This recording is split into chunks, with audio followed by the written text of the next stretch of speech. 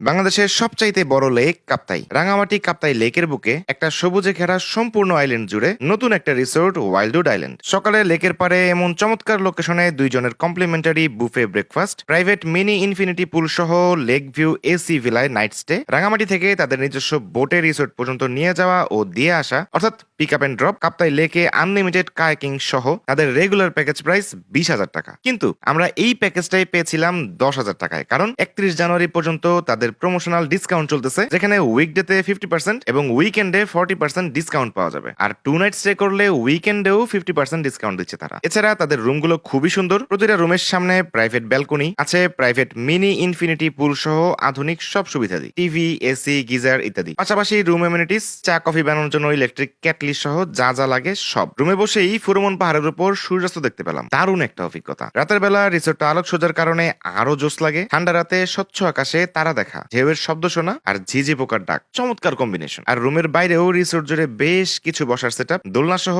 আরো কিছু অ্যাক্টিভিটিস। তবে তাদের রিসেপশন কাম রেস্টুরেন্টটা আইকনিক, এমন ভাবে ডিজাইন করা আপনি যেখানেই বসেন লেকের ভিউ পাবেন। সন্ধ্যার পর জমে গানের আসর, বারবিকিউ এর পাশাপাশি লেকের পরে লাইভ মিউজিক। রাতের তারা আমায় কি তুই বলতে পারিস, কোথায় আছে কেমন আছে মা?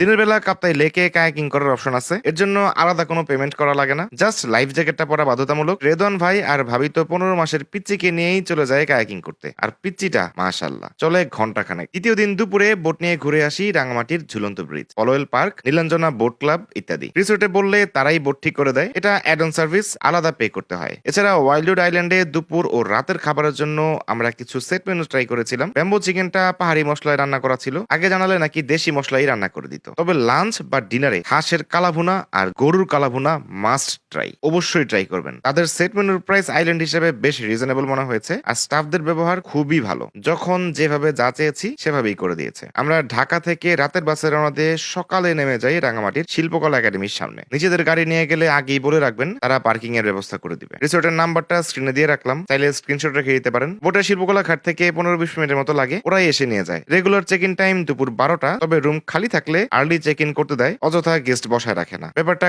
খুবই কমফোর্টিং ছিল। ইভেন সকালে গেলে ব্রেকফাস্টও করতে পারবেন, খরচ হবে অনলি 400 টাকা। পরের দিন সকালের ব্রেকফাস্ট কমপ্লিমেন্টারি অ্যাজ ইউজুয়াল। আমরা কাপ্তাই লেকের এই ছোট্ট দ্বীপের মধ্যে দারুণ কিছু মোমেন্ট পার করেছি। শহরের প্যাপু থেকে দূরে নির্জনতার সাথে প্রকৃতির মধ্যে দারুণ কিছু সময় পাস করেছি, আলহামদুলিল্লাহ, বলাই হয়নি। আমি লাবিব ইত্তেহাদুল, ঘোরাঘুরি করি, ঘোরাঘুরির ভিডিও বানাই। কেমন লাগলো ওয়াইল্ডউড আইল্যান্ড? ছোট্ট একটা কমেন্ট করে জানান। রেগুলার ভিডিও পেতে থাক আর বললাম না, যারা নির্জনতা পছন্দ করেন সাথে কোয়ালিটি